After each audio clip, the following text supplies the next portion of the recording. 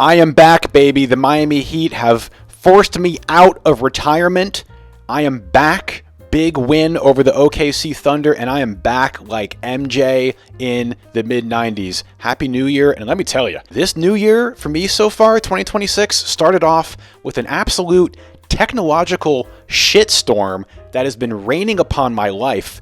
Real quick, I don't know what happens in my neighborhood here in LA, but when I was out of town, some like junction box exploded and my whole neighborhood had an AT&T outage for like 3 weeks with no internet here, and the whole neighborhood had to get rid of AT&T. It was a huge mess. Then this stupid software update with my phone ruined my whole phone. I had an iPhone 15. Something happened with the battery. The battery wouldn't recognize the phone. It wouldn't charge past 1%. It kept rebooting every 5 minutes. I had to go to the Apple store. The guy's like, I've never seen this in 22 years of working for Apple. They replaced the whole internals of the phone. That didn't work.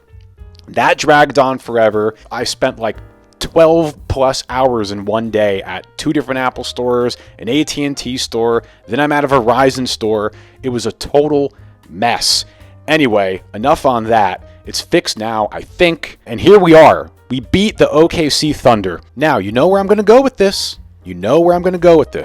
So according to my calculations, the Miami Heat have now beaten the best teams in both conferences. We beat the Detroit Pistons on New Year's Day, and now we beat the OKC Thunder. So you know what that means. We're going to be championship. Thank you, Leandro. Awesome. All right. It means we're going to be championship. No, I'm kidding. We are not going to be championship. I still think the Denver Nuggets are going to be championship. So I'm just going to totally ignore the fact that we lost terribly to not only a bad Pacers team and not only a bad injured Pacers team, but a bad, more injured than usual Pacers team, and we still lost. But like that Godfather 3 meme that I always talk about, right when I'm out, they pull me back in, because then we go and we beat the Suns, almost blew that lead. Typical Heat fashion, we're up 20, and God forbid we hold a lead, almost blew that, came back. Bam, hit some big threes, and then back out again, hating the Heat again after that miserable Celtics game. We're up 10, 11 points after every quarter.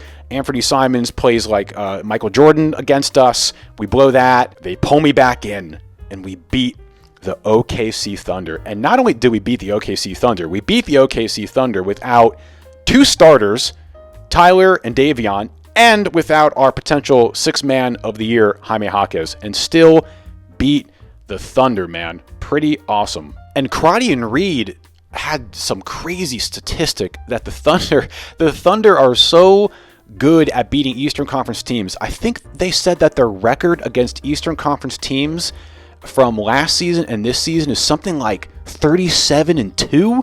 And the only teams that beat them were randomly the Hornets this year and the Cavs.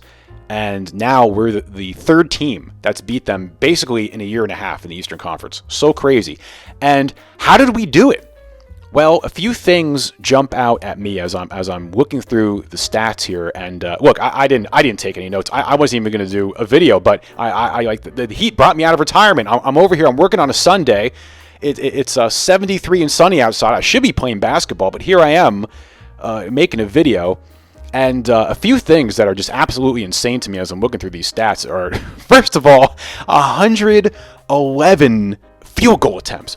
What on earth? I love it. I love it, because that's how this team is going to win, man. You got to just play with blind confidence and reckless abandonment. That's how they have to play.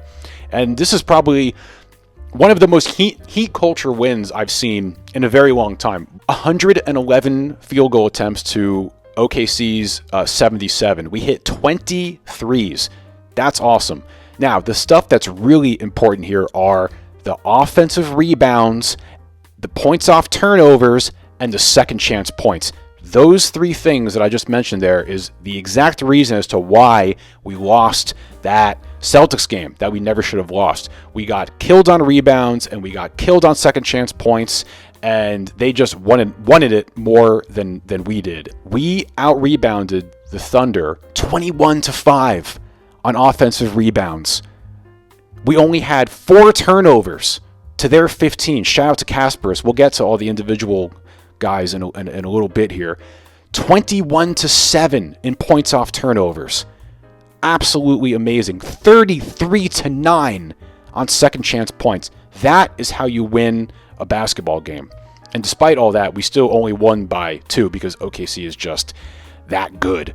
And even though we had really no business winning that game, it's those aforementioned things that won that game, because that is just winning basketball. Hitting your shots, hitting your threes, getting rebounds, especially offensive rebounds, not turning the ball over, using OKC's turnovers and converting those into points, second chance points. Man, that is impressive. 33-9. That's how you win a basketball game. All right, so real quick, let's just go over some of the players last night and who's doing what and what's going on. So first of all, shout out to Dwayne Wade. Happy birthday, Dwayne Wade. We beat the Thunder on Dwayne Wade's birthday. That's awesome. Shout out to Norm. Pretty sure Norm had his 9,000th career point. All right, let's start with the bench guys, man, because some of the guys on the bench were pretty good. Now look, Drew Smith, you look at his stat line, not all that impressive, but there's one play that sticks out for me with Drew Smith, and it was at the end of the game, crunch time, really important inbounds play, and it was when the Thunder were inbounding and they tried to throw that lob to Chet, and Chet missed that lob. But a big reason as to why Chet missed it was because of Drew Smith's defense on him. And Drew Smith kind of like had his body in him a little bit and kind of threw him off trajectory and all that. So, that's Drew's thing, man. Drew does those little dirty work things that don't really, translate to highlights or the box score. So shout out to Drew Smith. That was a very, very important play right there. Simone, one of Simone's best games in a really long time.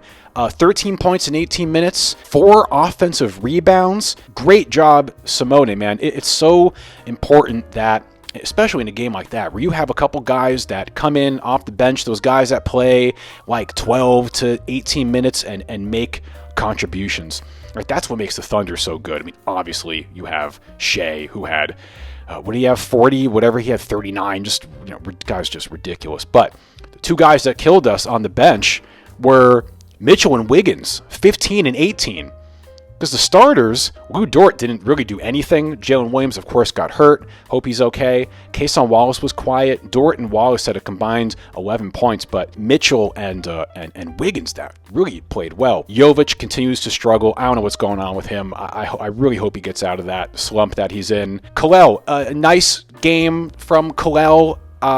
Look, I'm not going to get into the whole drama with him and Spo and what Spo said, and then Spo walked it back, and him only playing 9 minutes against the Celtics. Like, that's a whole video unto itself. But I guess they're trying to do like the tough love thing with Kalel. I just hope the tough love thing doesn't get to a point where it like messes with his confidence. Because look, we're not winning a championship this season, so play the kid, just play him. But I get it, like, you don't want to reinforce bad habits.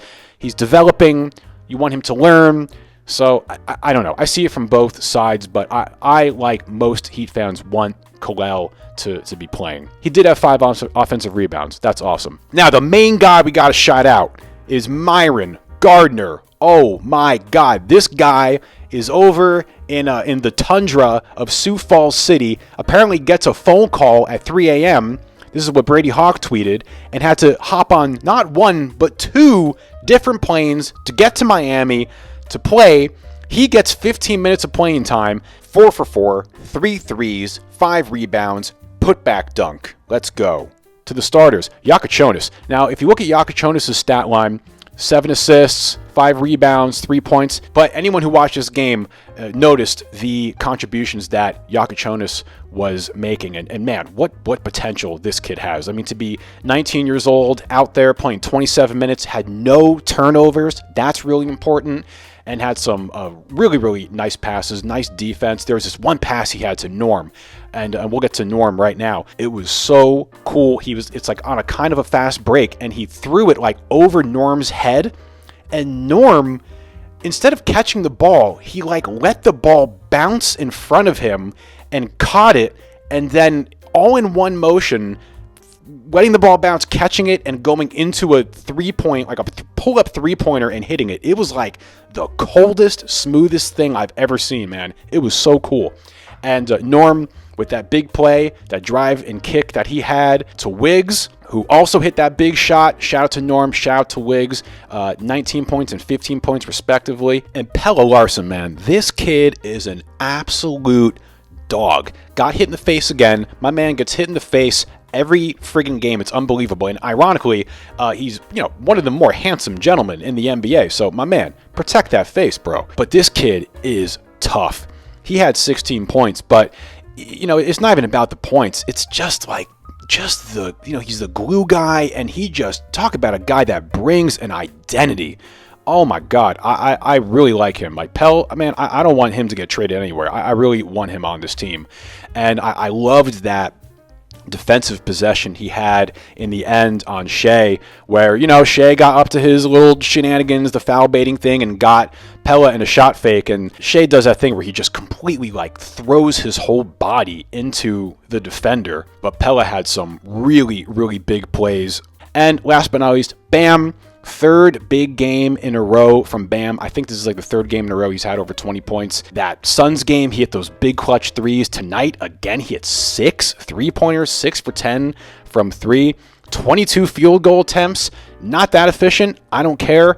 I want Bam confident and hooping and getting shots up because we need it. We need Bam to be that 20 and 10 guy that we know Bam can be. And hopefully Bam can finally get out of this slump and consistently play with this confidence and this production. And it's up to the team too. The Heat needs to get him involved. But a lot of Bam's scoring, it was very in a flow. He wasn't doing that kind of herky-jerky kind of thing that he does sometimes. He seemed like he was very much in a flow state, and his confidence seems really high. So shout out to Bam. Okay, that's it. And the Miami Heat are about to embark on a 5-game road trip. And hey, man, at least they're starting this road trip with some confidence. You just beat arguably the best team in the league. And I'll be honest, man, all these games, dare I say, are winnable. You got Warriors, Kings, Blazers, Jazz, Suns. So if you beat the OKC Thunder, that means you should beat these 5 teams, right? Right. And I swear, if we lose to the Jazz, I am going to throw this microphone very hard at the wall. Okay, goodbye.